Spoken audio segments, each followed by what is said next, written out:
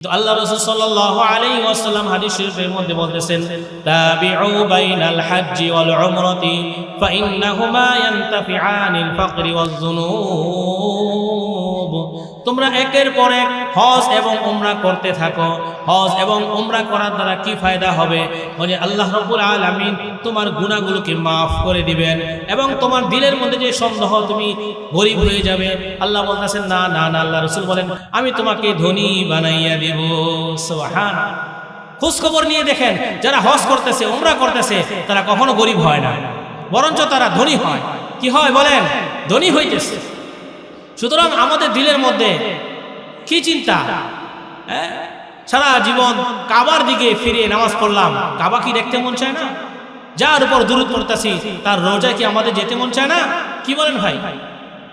তো আল্লাহ রাসূল সাল্লাল্লাহু আলাইহি সাল্লাম বলতেছেন যে কোনো ব্যক্তি যদি সমর্থন থাকে, সমর্থন থাকার পরেও সে যদি সমর্থন থাকার পরও সুস্থ থাকার পরেও সে যদি হজ না করে, ওই ব্যক্তিকে ধমকি স্বরূপ বলতেছেন, মান মাতা ওয়া লাম ইয়াহুজ্জা ওয়া আলাইহিল হাজ্জু ফালইয়ামুত ইনশাআ ইয়াহুদিয়া ওয়া ইনশাআ নাসরানিয়া।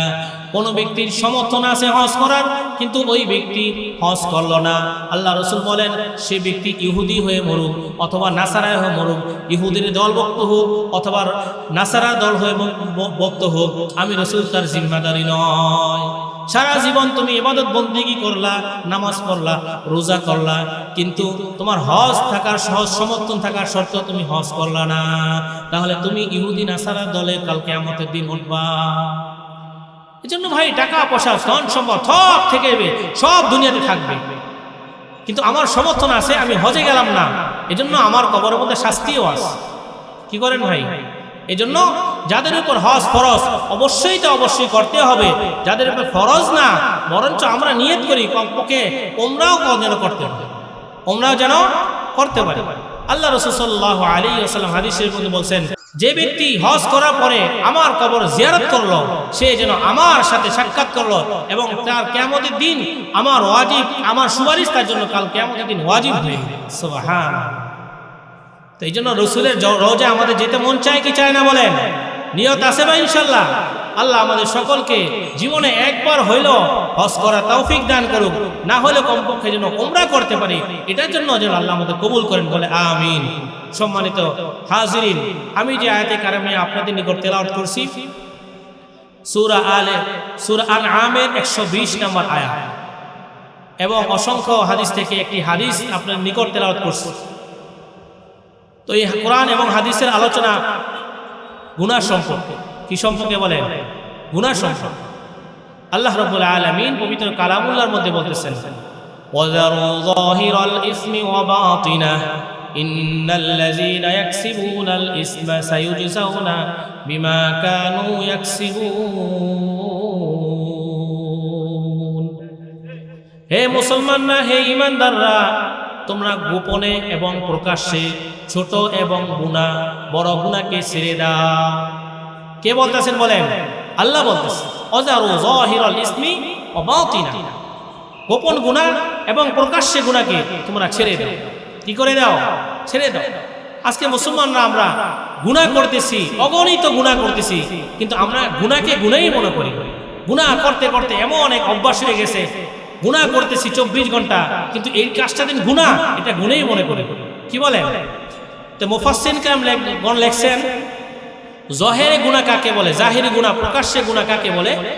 যে গুনাহ বলা হয় হাত পা অঙ্গ প্রত্যঙ্গ দ্বারা যে সমস্ত গুনাহ করা হয় ওই গুনাহকে জাহিরি গুনাহ। এবং বাতিনি গুনাহ কাকে বলে? যেটা দিল দ্বারা কল্পনা করা হয়। কি করা হয়? দিল দ্বারা কল্পনা করা হয় এবং গোপনে করা হয়, ওটাকে বাতিনি গুনাহ। আরেক মুফাসসির কেরাম লেখছেন, জাহিরি গুনাহ মানে কুফরি করা। কি করা? কুফরি করা। বাতিনি গুনাহ মানে মুনাফিকি করা। তো কুফরি করা, মানুষ আল্লাহকে অস্বীকার করে, এটা কুফরি। আর বাতিনি গুনাহ হলো মুনাফিকি গুনাহ, যেটাকে বলা হয়। তো মুনাফিক দুই প্রকার, এক হলো মুনাফিকি আকবার, আরেক হলো মুনাফিকি আসগর। মুনাফিকি আকবার কাকে বলা হয়? যারা প্রকাশ্যে ইসলামকে মানতে চায়, ইসলামকে মানে, কিন্তু তাদের দিলের মধ্যে আল্লাহ রসুলের বিরুদ্ধে আচরণ করে যায়। আল্লাহ রাব্বুল আলামিন সূরা বাকারার মধ্যে মুনাফিকদের সম্পর্কে জানিয়েছেন, ওয়াইযা লাকুল্লাযীনা আমানু ক্বালু আমান্না ওয়াইযা খালাউ ইলা শায়াতিনিহিম, যখন তারা মুমিনদের সাথে একত্রিত হয়, মিলিত হয়, তখন তারা বলে আমরা তোমাদের সাথে আছি। ওয়াইযা খালাউ ইলা শায়াতিনিহিম, যখন তারা শয়তানদের সাথে, কাফেরদের সাথে যখন একত্রিত হয়, তখনও তারা বলে আমরা তোমাদের সাথে আছি। কিসের আচরণ এটা বলেন? মুনাফিকের আচরণ।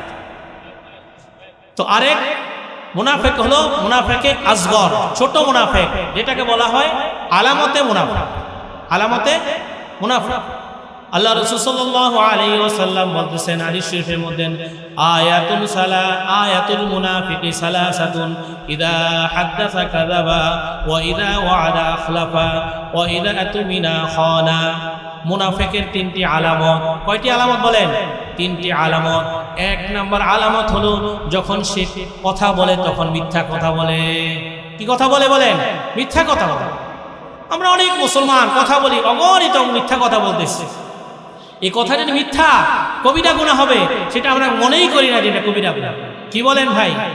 হ্যাঁ, অগণিত মিথ্যা বলতেছি। তো আল্লাহ বলতেছেন, ইয়া আইয়ুহাল্লাযীনা আমানুত্তাকুল্লাহ ওয়া কুনু মা'আস সাদিকিন।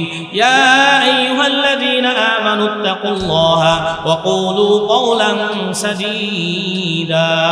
হে ঈমানদাররা, তোমরা আল্লাহকে ভয় করো এবং তোমরা সত্য কথা বলো। কি কথা বলো? সত্য কথা তোমরা বলো। সত্য কথা হলো মুমিনের সিফাত। as-sidqu yunji wal kidhba yuhlik। সত্য মানুষকে মুক্তি দেয়, নাজাত দেয়, আর মিথ্যা মানুষকে ধ্বংস করে। আমার নবী, বিশ্ব নবী হযরত মুহাম্মদ মুস্তাফা সাল্লাল্লাহু আলাইহি ওয়াসাল্লাম সবচেয়ে বেশি সত্যবাদী ছিলেন। ঠিক কি না বলেন? মা কাযাবা রাসূলুল্লাহ সাল্লাল্লাহু আলাইহি ওয়াসাল্লাম ফি হায়াতিহি কত্তুন। হুজুর সাল্লাল্লাহু আলাইহি ওয়াসাল্লাম তার জিন্দেগীর মধ্যে 63 বছর জিন্দেগীর মধ্যে একটাও মিথ্যা কথা বলেন নাই। বলেন সুবহানাল্লাহ। কাফের দলেরা, মুশরিকরা পর্যন্ত আল্লাহ রসুলকে কি বলছেন? আল আলামিন। কি বলছেন বলেন? আলামিন। সবচেয়ে বেশি সত্যবাদী আমার নবী, সবচেয়ে বেশি সত্যবাদী ছিলেন। তো আল্লাহ রসুল জীবনেও কখনো মিথ্যা কথা বলেন না। এরপরে সাহাবা আজমাইন তারা কখনো মিথ্যা কথা বলেন না। সিদ্দিক আকবর হযরত আবু বকর সিদ্দিক উপাধি কেন লাগাইছে? তিনি অনেক সত্যবাদী ছিলেন। কি বলেন? এটা সাহাবাই কারাম, এরপর সত্যবাদী। दुनिया सदाकत में तेरा नाम रहेगा, सिद्दीक तेरा नाम से इस्लाम रहेगा, सिद्दीक तेरा नाम से इस्लाम रहेगा।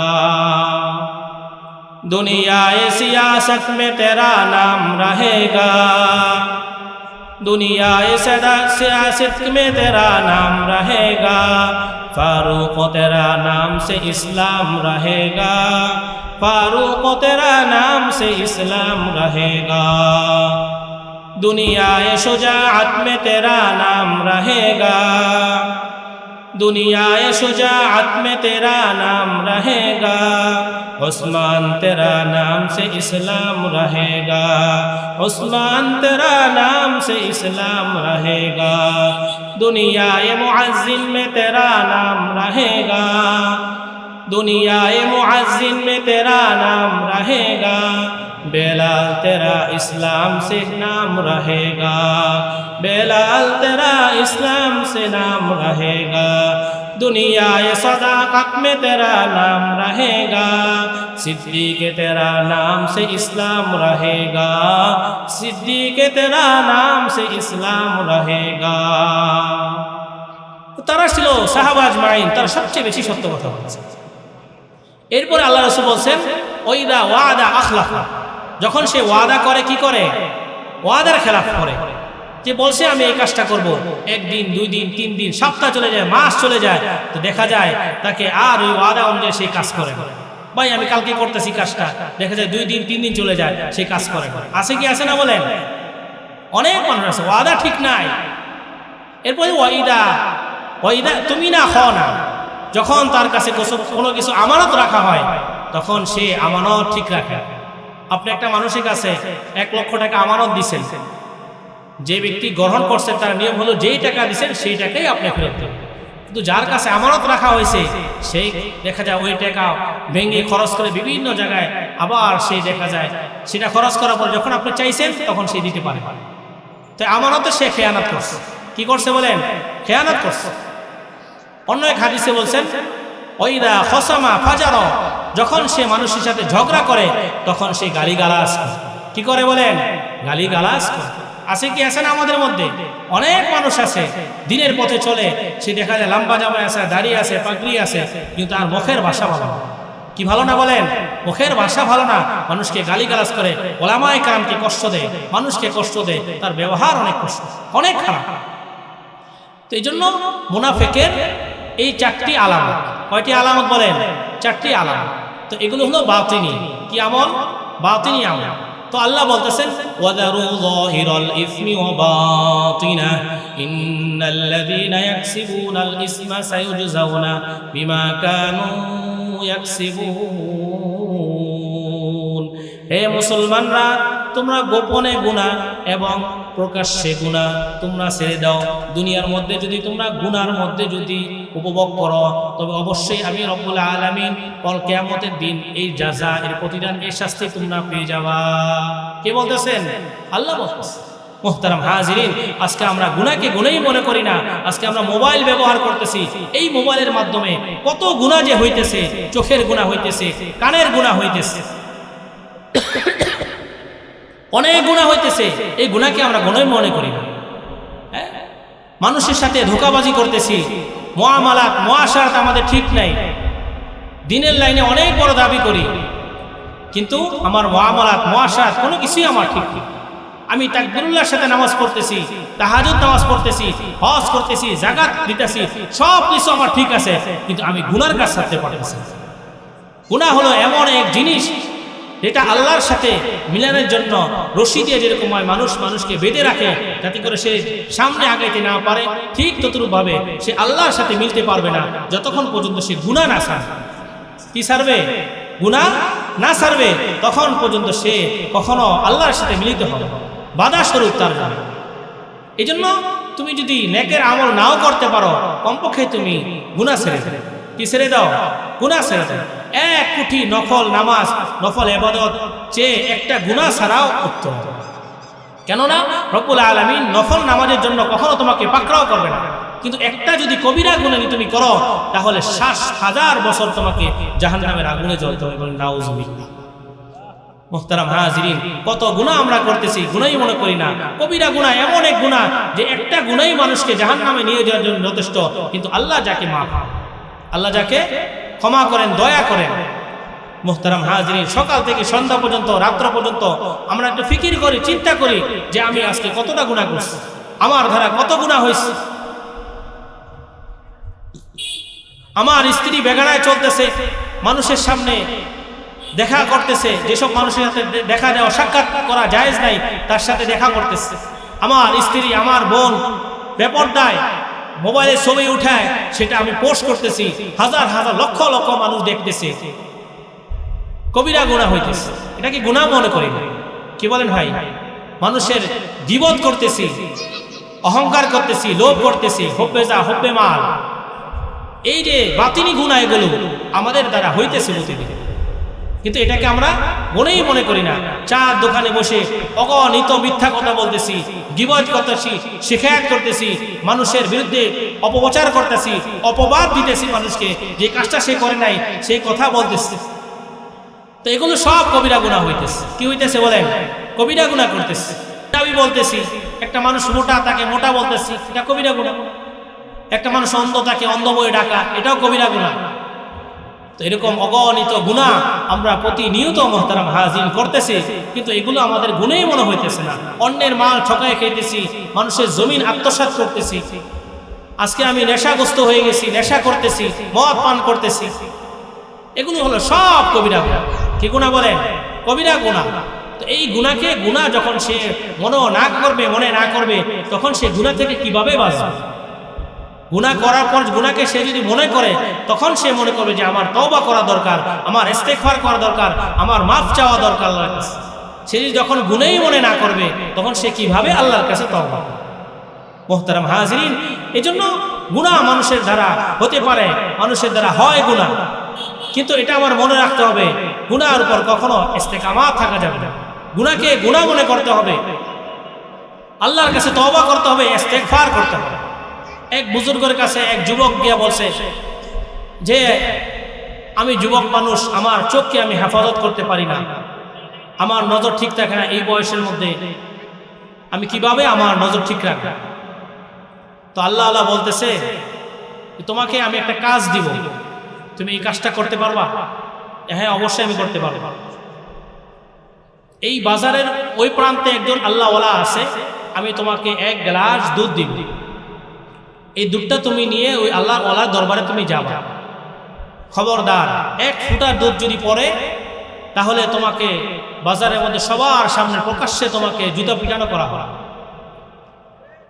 তো ওই যুবক সে হিম্মত করে, সাহস করে ওই দুধের গ্লাস নিয়ে সে রওনা করছে, খুব সতর্কভাবে যাইতেছে যাতে করে এক ফুটা দুধ যেন নিচে না পড়ে, তাহলে হাজার হাজার লক্ষ লক্ষ মানুষের সামনে আমাকে জুতা পিটা করা হবে, কেউ লজ্জার একটা বিষয়। তো সেরকম ভাবে খুব ধীরস্থিরভাবে নজর ঠিক রেখে সে এই দুধ সে ওই আল্লাহওয়ালার দরবারে পৌঁছে গেছে। তো বলতেছে যে আপনি যে শর্ত দিছিলেন এই শর্ত আমি পূরণ করছি। তুমি কিভাবে পূরণ করলাম? যে আমি খুব সতর্কভাবে গেছি যাতে করে এক ফুটা দুধ আমার এই গ্লাস থেকে নিচে না পড়ে যায়, যদি পড়ে যায় তাহলে লোকের সামনে আমাকে জুতা পিটানো করা হবে, তো এই জন্য আমি খুব সতর্কভাবে এসেছি। তো আল্লাহওয়ালা বলতেছেন, হে যুবক, তুমি আজকে বেইজ্জতি হবা দুনিয়ার মধ্যে, মানুষের সামনে তুমি আজকে জুতা পিটা খাবা, এই ভয়ে তুমি খুব সতর্কভাবে ওই আল্লাহওয়ালার দরবারে তুমি দুধটা নিয়ে গেছো। তুমি কি একটু চিন্তা করে দেখো না রে যুবক, কাল কিয়ামতের দিন লক্ষ লক্ষ কোটি কোটি মানুষের সামনে যদি তোমাকে আল্লাহ রাব্বুল আলামিন শাস্তি দেয়, তোমার কি অবস্থা হবে যুবক? যুবক এই উপদেশ শোনার পরে তার হেদায়েত হয়ে গেল। ঠিক ততরূপভাবে আপনার আমার দিলের মধ্যে যদি এই ভয় থাকে যে কাল কিয়ামতের দিন আল্লাহ রাব্বুল আলামিন হাজার হাজার কোটি কোটি মানুষের সামনে আমাকে শাস্তি দিবে, আমি কিভাবে গুনাহ করি, আমার দ্বারা কিভাবে গুনাহ, এই ভয় যদি থাকে সে গুনাহ থেকে বাঁচতে পারবে। গুনাহ থেকে কি বলবে? বাঁচতে পারবে। সাথে সাথে এই চিন্তা করতে হবে গুনাহ থেকে বাঁচার উপায় হলেও কয়েকটা মাধ্যম আছে। গুনাহ থেকে বাঁচার কয়েকটা মাধ্যম, যে হুজুর আমি চেষ্টা করি কিন্তু আমি পারি না। যখন এই মাধ্যমগুলো সে অবলম্বন করবে, চেষ্টা করবে, তার জেহেনের মধ্যে এগুলো রাখবে, অবশ্যই সেই গুনাহ থেকে বাঁচতে হবে। কি? সর্বপ্রথম হলো আমি যেই জায়গায় দাঁড়ায় গুনাহ করতেছি সেই জমিন কাল কিয়ামতের দিন আল্লাহ রাব্বুল আলামিনের নিকট সাক্ষী দিবে। আল্লাহ রাব্বুল আলামিন বলতেছেন, ইয়াউমাইযিন তুহাদ্দিসু আখবারাহা, এই জমিন কাল কিয়ামতের দিন তোমার বিরুদ্ধে সাক্ষী দিবে, যেই জমিনের মধ্যে দাঁড়ায় দাঁড়ায় তুমি গুনাহ করছো। জমিন আমার বিরুদ্ধে সাক্ষী প্রদান করবে। এরপরে সাক্ষী দিবে আল্লাহ রাব্বুল আলামিন সূরা ইয়াসিনের মধ্যে বলতেছেন, আল-ইয়াওমা নাখতিমু আলা আফওয়াহিহিম ওয়া তুকাল্লিমুনা আইদিহিম ওয়া তাশহাদু আরজুলুহুম বিমা কানু ইয়াকসিবুন। যেই হাত পা চোখ অঙ্গ প্রত্যঙ্গ যেগুলো আমি ব্যবহার করতেছি এগুলো সব আমার বিরুদ্ধে সাক্ষী দিবে। আল-ইয়াওমা নাখতিমু, আল্লাহ রাব্বুল আলামিন কাল কিয়ামতের দিন এই হাতকে কথা বলার শক্তি দান করবেন, চোখকে কথা বলার শক্তি দান করবে, মুখকে কথা বলার শক্তি দান করবে, অঙ্গ প্রত্যঙ্গকে সব কিছুর মুখ খুলে দিবেন আল্লাহ রাব্বুল আলামিন। কোনো কিছু অস্বীকার তুমি করতে পারবে না। আল্লাহ বলছেন, আল-ইয়াওমা নাখতিমু আলা আফওয়াহিহিম ওয়া তুকাল্লিমুনা আইদিহিম ওয়া তাশহাদু আরজুলুহুম। তোমার পা তোমাকে সাক্ষী দিবে, তোমার যে পাও দিয়ে তুমি হাঁটে হেঁটে যেখানে গেছো, গুনার কাজে গেছো, বিসিআর দেখতে গেছো, জিনা করতে গেছো, এই পা তোমার বিরুদ্ধে সাক্ষী দিবে। যে চোখ দিয়ে তুমি খারাপ দেখছো, নাচ গান দেখছো, বেহায়াপনা দেখছো, এই চোখ তোমার বিরুদ্ধে সাক্ষী দিবে। তোমার কান তোমার বিরুদ্ধে সাক্ষী দিবে, তোমার হাত তোমার বিরুদ্ধে সাক্ষী দিবে। কোথায় যাইবে? যাওয়ার কোনো রাস্তা আছে? এরপর আল্লাহ রাব্বুল আলামিন সূরা হামিম সেজদার মধ্যে বলতেছেন ওয়াকালু লিজুলুদিহিম লিমা শাহিদতুম আলাইনা ক্বালু আনতাকানা আল্লাহুল্লাযী আনতাকা কুল্লা শাই। কাল কিয়ামতের দিন রব্বুল আলামিন তোমার আমার বিরুদ্ধে রব্বুল আলামিনের নিকট এই চামড়াগুলো সাক্ষী দিবে, যে চামড়াগুলো দেখো তুমি আমি প্রতিদিন সাবান দিয়ে সোরা দিয়ে কত সুন্দর করে রাখতেছি শরীরকে, এই শরীর আমার বিরুদ্ধে সাক্ষী দিবে, শরীর আমার বিরুদ্ধে সাক্ষী দিবে। এরপরে আপনার আমার সাথে ফেরেশতা আছে, আল্লাহ বলেন কিরামান কাতিবিন, তোমার আমার সাথে যে রব্বুল আলামিন দুজন ফেরেশতা লাগাই দিয়েছেন কিরামান এবং কাতিবিন, এই দুই ফেরেশতা তোমার আমার সব কিছু রেখে রাখতেছেন, এরাও আমার বিরুদ্ধে সাক্ষী দিবে। এরপরে সর্বশেষ আমলনামা তোমার আমার জন্য রব্বুল আলামিন হাজির করবেন। রব্বুল আলামিন সূরা কাহফের মধ্যে বলতেছেন ووضع الكتاب فترى المجرمين مشفقين مما فيه ويقولون يا ويلتنا ما لهذا الكتاب لا يغادر صغيرة ولا كبيرة إلا أحصاها। এই কেমন কিতাব, ছোট বড় সব কিছু বেষ্টনী করে রাখছে, রব্বুল আলামিনের কাছে সব কিছু কাল কিয়ামতের দিন পেশ করে দিবে। আপনার আমার আমলনামা সব কিছু ঠিক আসবে, চলে আসবে হাতের সামনে। মুহতারাম হাজিরিন, আপনার আমার বয়স 70, 80, 60 বছর হয়ে গেছে, দাড়িগুলো পেকে গেল, বাবা এখনো গুনার কাজ আমি ছাড়তে পারলাম না। মা বোনরা, আমার 60, 70 বছর হয়ে গেল, দাড়ি পেকে গেল, আমার পা কবরের দিকে গেল গা, এখনো আমি গুনার কাজ ছাড়তে পারলাম না। আজকের মাহফিল হলো তওবার মাহফিল। কিবের মাহফিল বলেন? তওবার মাহফিল। আল্লাহ ওয়ালা আসবে, তওবা করাইবে, আল্লাহ ওয়ালার হাতে হাত দিয়ে তুমি তওবা করো, আল্লাহর কাছে মাফ চাও, আল্লাহ রাব্বুল আলামিন তোমার জীবনের সমস্ত গুনাহকে মাফ করে দেবেন। সুবহানাল্লাহ। সূরা ফুরকানের মধ্যে আল্লাহ বলতেছেন ইল্লা মান তাবা ওয়া আমানা ওয়া আমিলা সলিহান ফাউলাইকা ইউবাদদিলুল্লাহু সাইয়্যাতিহিম হাসানাত ওয়া কানা আল্লাহু গফুরার রহিমা। হে বান্দা বান্দীরা, তুমি যদি আল্লাহর কাছে তওবা করো একনিষ্ঠভাবে, বলো হে আল্লাহ আমি জীবনে যত গুনাহ করছি, আমি এরাদা করতেছি, ইচ্ছা করতেছি, আমি আর জীবনে গুনাহ করে দেব না। আল্লাহ রাব্বুল আলামিন ওয়াদা করতেছেন আমি তোমাদের জীবনের সমস্ত গুনাহগুলোকে নেক ধারা পরিবর্তন করে দেব। সুবহানাল্লাহ। ফাউলাইকা ইউবাদদিলুল্লাহু সাইয়্যাতিহিম হাসানাত ওয়া কানা আল্লাহু গফুরার রহিমা। আল্লাহ বলতেছেন আমি রব্বুল আলামিন ক্ষমাশীল এবং দয়াশীল। বান্দা-বান্দী তুই যদি আমার সাথে যদি ওয়াদা কর, যদি তওবার মতো তওবা করতে পারো, আমি রব্বুল আলামিন তোর জীবনের সমস্ত গুনাহগুলো maaf করে দেব। ইয়া আইয়ুহাল্লাযীনা আমানু তুবু ইলাল্লাহ তাওবাতান নাসুহা। হে ঈমানদাররা, মুমিনরা, আল্লাহর গোলাম, তুমি আল্লাহর কাছে তওবাতুন নাসুহা করো, একনিষ্ঠভাবে তুমি আল্লাহর কাছে বলো, তওবা করার মতো তওবা করো, আল্লাহ রাব্বুল আলামিন তোমার জীবনের সমস্ত গুনাহগুলি maaf করে দিবে। বান্দা বান্দি যখন তওবা করার মতন তওবা করে, আল্লাহ রাব্বুল আলামিন খুশি হয়ে যায়। কি খুশি হয়ে যায়? আল্লাহ খুশি হয়ে যায়। হাদিস শরীফের মধ্যে আসছে রাখালের যখন তার গরু ছাগল হারিয়ে যায়, সে এরকম ভাবে ঘুরতে ঘুরতে দেখা যায় পায় না, হঠাৎ করে এক জায়গায় সংবাদ পায় যে ওই জায়গায় তোমার গরু পাওয়া গেছে, তো রাখাল কেমন খুশি হয়। তো ঠিক তদ্রূপ ভাবে বান্দাবান্দি যখন আল্লাহর কাছে তওবা করে, গুনাহ করার পরে, আল্লাহ রাব্বুল আলামিন এর চেয়ে বেশি খুশি হয়ে যায়। সুবহানাল্লাহ। আল্লাহ রাসূল সাল্লাল্লাহু আলাইহি ওয়াসাল্লাম বলতেছেন গুনাহ থেকে তওবাকারী, মাফকারী ওই ব্যক্তির মতো, যে ব্যক্তি গুনার কাছে তওবা করলো, মাফ চাইলো, সে কেমন জানি একবারে নিষ্পাপ হয়ে গেল। সুবহানাল্লাহ। তার কোনো গুনাহই থাকলো না। কি থাকলো না বলেন? গুনাহই থাকলো না। তো আয়াত হাদিসের মধ্যে আল্লাহ রাসূল বলেন আত-তাইবু হাবিবুল্লাহ। তওবাকারী, গুনাহ থেকে তওবাকারী হলো সে আল্লাহর হাবিব, আল্লাহর প্রিয় হয়ে গেল। সুবহানাল্লাহ। এজন্য মুহতারাম হাজিরিন, এই গুনাহ মুক্ত আমাদের জিন্দেগি করতে হবে, গুনাহ মুক্ত জিন্দেগি করতে হবে। সব জায়গায় গুনাহ আর গুনাহ, যেখানে যায় সেখানে গুনাহ আর গুনাহ। আজকে আমরা বিবাহ শাদী করতেছি, গুনাহ আর গুনাহ হইতেছে, তেলার অনুষ্ঠান করতেছি, সব জায়গায় গুনার মজমা আর গুনার মজমা হইতেছে। মুহতারাম হাজিরিন, এই গুনাহ থেকে আমাদেরকে বাঁচতে হবে, গুনাহ থেকে বাঁচতে হবে। গুনাহ করার দ্বারা আল্লাহ রাব্বুল আলামিন নারাজ হয়ে যায়, অসন্তুষ্ট হয়ে যায়। গুনাহ করার দ্বারা দিল শক্ত হয়ে যায়, দিল মরে যায়। কি হয়ে যায়? দিল মরে যায়। গুনাহ করার দ্বারা রিজিক কমে যায়।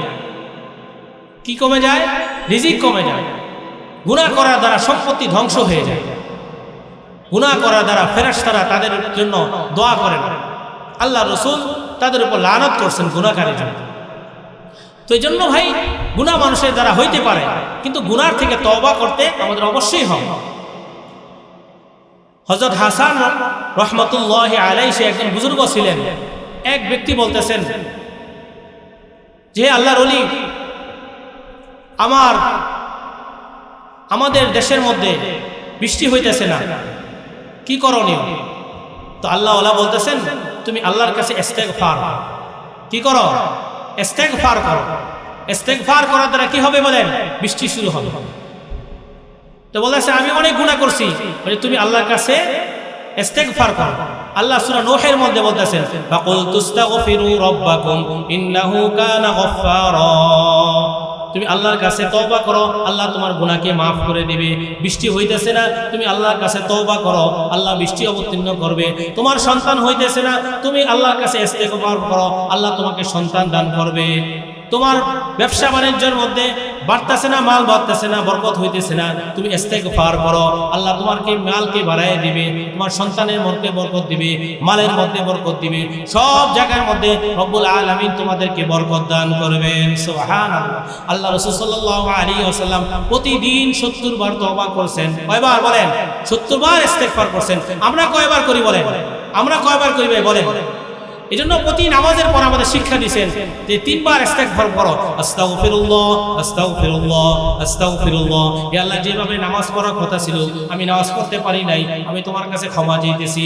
যখন তুমি ওযু করো, হাদিস শরীফের মধ্যে আছে ওযু করার দ্বারা তোমার গুনাহকে আল্লাহ মাফ করে দেন। হাতের গুনাহ মাফ হয়ে যায় যখন আমি হাত ধৌত করি, মুখের গুনাহ মাফ হয়ে যায় যখন আমি মুখ ধৌত করি, পায়ের গুনাহ মাফ হয় যখন আমি পায়ে দিয়ে এরকম ভাবে ধৌত করি।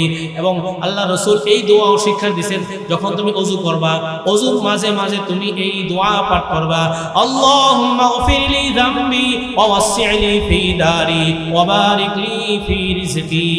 কত সুন্দর দোয়া! হে আল্লাহ, আপনি আমাকে maaf করেন, ওয়াসসি'লি ফি দারি, আমার ঘরের মধ্যে আপনি বরকত দান করেন, ওয়াসসি'লি ফি দারি, আমার ঘরকে প্রশস্ত করে দেন, ওয়া বারিক লি ফি রিজকি, এবং আমার রিজিককে আপনি প্রশস্ত করে দেন, রিজিককে বাড়ায় দেন, বরকত দান।